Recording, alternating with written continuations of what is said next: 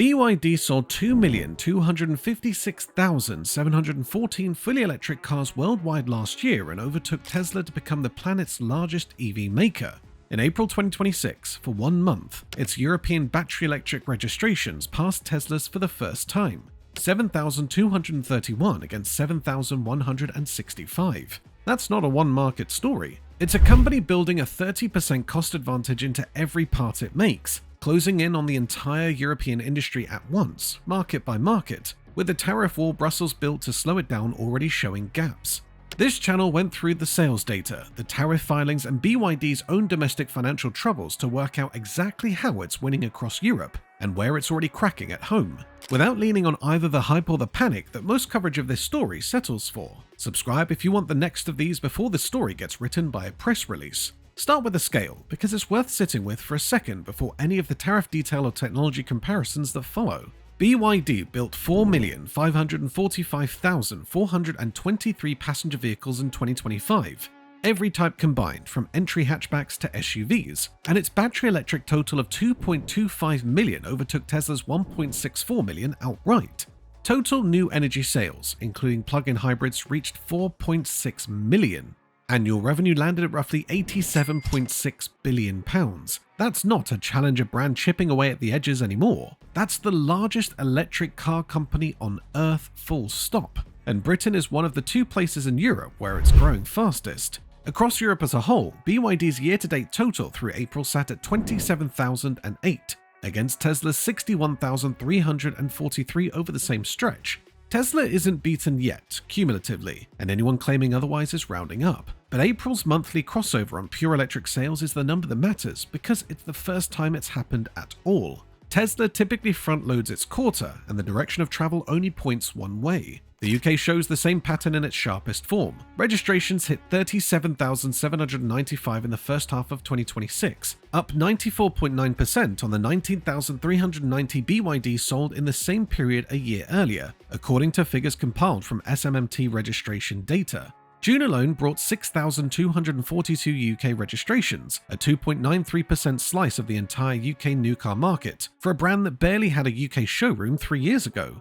Worth being precise, that UK total is a combined figure across BYD's fully electric and plug-in hybrid ranges, not battery electric vehicles alone. And the same battery electric plus plug-in hybrid electric blend is driving the growth right across the continent, not just in one market. Here's where the EU's own defences actually have a hole in them. The European Union charges BYD's battery electric cars a combined 27% tariff, the standard 10% automotive import duty, plus a 17% anti-subsidy countervailing duty Brussels added specifically because it concluded Chinese EV makers were being propped up by state support and could otherwise undercut European manufacturers on unfair terms. The UK, sitting just outside that block, charges 10%. Full stop. No countervailing duty, no anti-dumping mechanism, nothing. That gap should mean a BYD costs meaningfully less in Britain than the same car in Germany or France. It doesn't. BYD prices its UK range in line with the rest of the EU market anyway, quietly banking the extra margin the missing tariff hands it rather than passing a penny of it to any customer, anywhere. That's the tell. It's clear evidence BYD isn't pricing off cost at all. It's pricing off what each market will bear, tariff or no tariff. And the one European market with no tariff wall at all is proof the wall was never really about affordability to begin with. It's about market share, and right now it's leaking through the one gap Brussels didn't manage to close. This isn't only a pricing story either. Every percentage point of European market share BYD picks up isn't going to a car built by a European workforce. Not in Sunderland or Solihull, and just as much not in Wolfsburg, Turin or Zaragoza. Where the same pressure is landing on legacy manufacturers this channel has already covered collapsing. A 27% EU tariff is a blunt instrument, and plenty of economists would argue it raises prices for EU consumers more than it protects EU jobs. But it's still a deliberate policy of choice, made by the bloc as a whole, weighing one interest against another. The UK's 10% produces the same effect on its own market without anyone having actually decided that trade-off was the right one to make. It's simply the gap left in the wall by the one country that stepped outside the bloc that built it. BYD isn't relying on that tariff gap alone either. It's actively building around the EU's defences, and doing it fast enough that the regulators are visibly playing catch-up. Plug-in hybrids were left out of the 2024 tariff hikes entirely, taxed at the standard 10% rather than the punitive battery electric vehicle rate. on the reasoning that plug-in hybrid electrics still carry a combustion engine and don't represent the same competitive threat to European EV manufacturing. BYD read that distinction as an opening rather than a technicality worth respecting and pivoted hard into it. It became Germany's best-selling plug-in hybrid brand in May 2026 on the back of it, inside the same market whose government has been amongst the loudest, pushing Brussels to protect its domestic EV industry in the first place. Brussels is now visibly playing catch-up. The European Commission is drafting new countervailing duties aimed specifically at closing the plug-in hybrid electric gap.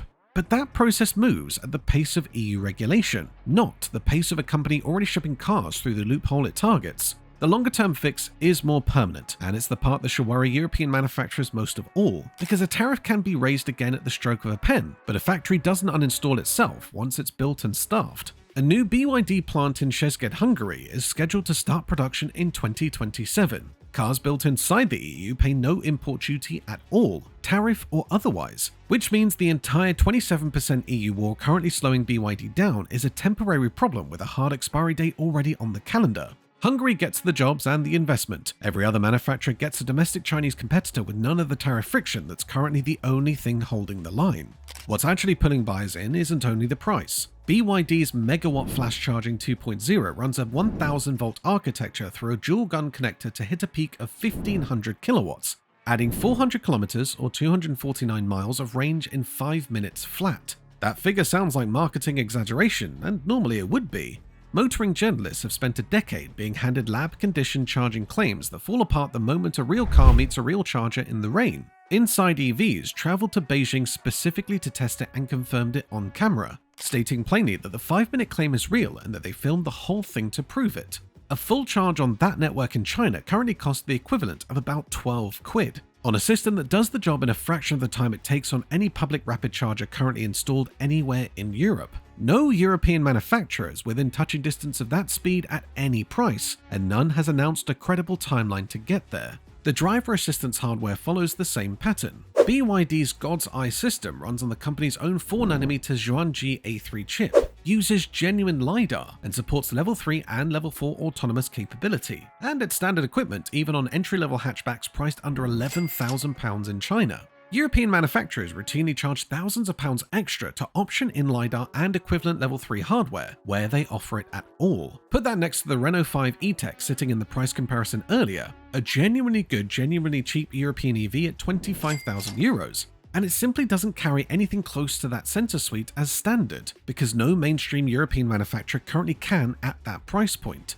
The second generation Blade battery pushes energy density to 190 to 210 watt-hours per kilogram, up from 140 to 150 in the current generation, enabling up to 1,000 kilometers of range in the Chinese CLTC test cycle while cutting BYD's own manufacturing costs by a further 15%. Every part of that is vertically integrated. BYD builds its own batteries, its own chips, its own charging network, 3 separate supply chains most competitors are still paying outside specialists for. And that vertical integration is precisely why Stellantis CEO Carlos Tavares put a number on the threat rather than a vague warning: a 30% production cost advantage over Western manufacturers. His own words were blunter than the number. We are going to be challenged, and I would say brutally challenged, by the Chinese offensive on the European market. At Stellantis, we are ready for the fight. Renault's own Luca de Meo has gone further, calling for European manufacturers to form an Airbus-style conglomerate just to share development costs across the whole industry, and naming the actual problem as pace rather than money. Speed is going to become more and more important in the industry, especially if you want to face the Chinese, who are very quick.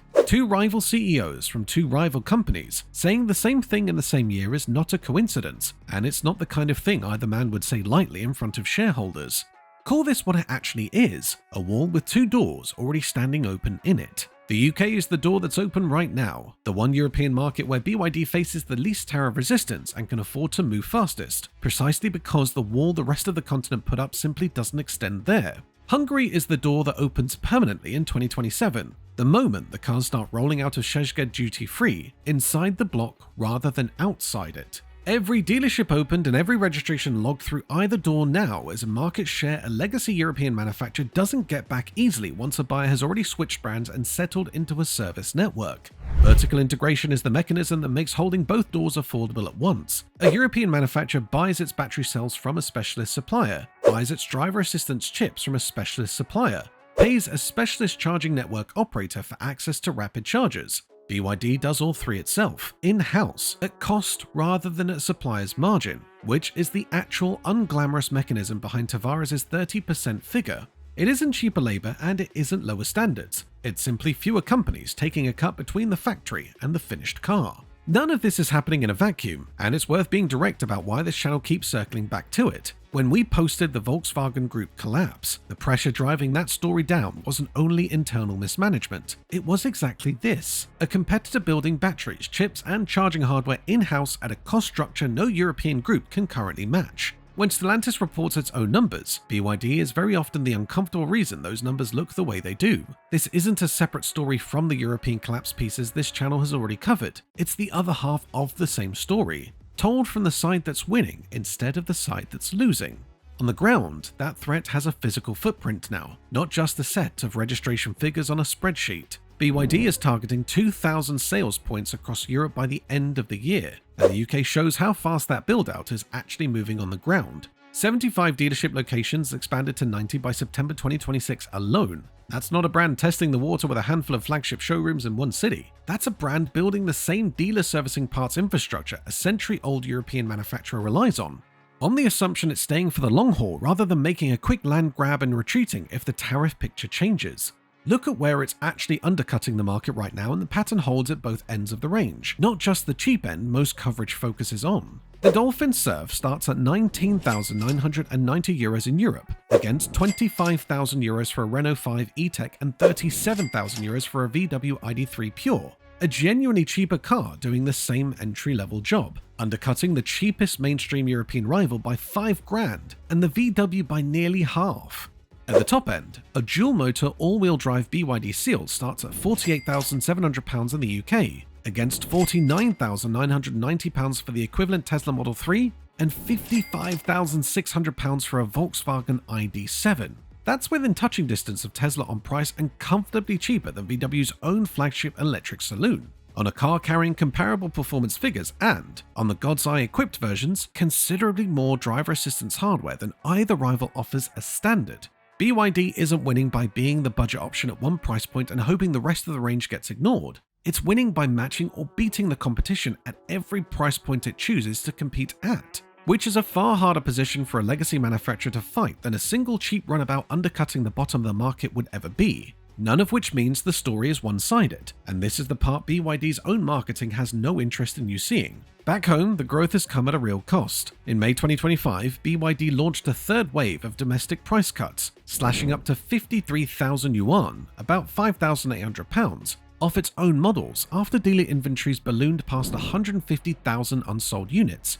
That's not confidence, that's a company discounting its own product to clear a car park it built too much stock for. China's own industry regulators, MIIT and CAAM, issued public warnings against what they called disorderly price wars. Regulators stepping in to publicly tell a manufacturer to stop undercutting itself is not a routine event in any market, and it's a strong signal the growth was starting to outrun the business model underneath it. The numbers back up the concern. Industry-wide profit margins fell from 4.3% in 2024 to 3.9% in the first quarter of 2025 alone. Across the entire Chinese EV sector, BYD leads. BYD's own parent company net profit dropped by close to 30% year-on-year in the second quarter of 2025, in the middle of the same discounting cycle. A company selling more cars than ever and making meaningfully less money doing it. Quality has taken a hit alongside the margin, and this is the detail that should matter most to anyone tempted by the tech specs earlier in this video rather than the sales figures alone. China's State Administration for Market Regulation forced a recall of 115,783 vehicles in late 2025, the Tang and the Yuan Pro, over a power battery sealing gasket defect that could let moisture into the pack and cause installation failure during high-speed wading. That's not a trim-level annoyance like a rattling door card. That's the exact failure mode an EV buyer is told vertical integration and in-house battery manufacturing are supposed to prevent, happening on the cars built by the one company that makes its own batteries rather than buying them in from a specialist supplier. Building everything in-house means BYD controls its own costs from raw material to finished pack. It also means when something goes wrong with the battery, there's no external supplier to share the blame, and no external quality gate that might have caught it before 115,783 cars reach driveways with a fault sitting in the one component the whole brand is built around. None of the pressure points fixing themselves anytime soon changes the near-term picture for European buyers and manufacturers weighing this up today either. The European Commission's new plug-in hybrid electric vehicle duties are still in drafting, which in Brussels terms means months, not weeks, before they bite. And every month of delay is another month BYD sells hybrids into Germany at the loophole rate. The Hungary plant doesn't open until 2027, so the 27% EU wall holds for at least another year before cars start rolling out of Szeged duty-free. And Britain, sitting just outside the bloc that built that wall in the first place, has given no public indication it intends to introduce anything resembling the EU's countervailing duty at all, which means the one European market with zero defensive tariff is set to stay that way for the foreseeable future, by default rather than by any deliberate industrial strategy. When we covered the Chinese cars that will cost EU buyers thousands, the comment section split straight down the middle. Half convinced BYD is unstoppable, half convinced it's a bubble waiting to correct. Both of you were half right, and the data since then hasn't settled the argument so much as sharpened both sides of it. The conquest is real. The sales numbers, the charging technology, and the gap already open in Europe's own tariff wall are not in dispute, and none of it is slowing down. The cracks are just as real. A domestic price war it can't fully control, a margin that's already thinning under regulatory pressure from its own government, and a recall on the exact component the entire brand promise is built around. BYD isn't a scam, and it isn't invincible. It's a company growing faster than its own quality control can keep up with, doing it across a continent that hasn't yet worked out how to shut either open door. Which matters more to you as a buyer weighing in against the other? The 5-minute charge and the price undercut? Or a recall on the battery pack of the brand that's supposed to have solved batteries for good? Tell me in the comments, because that's usually where the next one of these starts.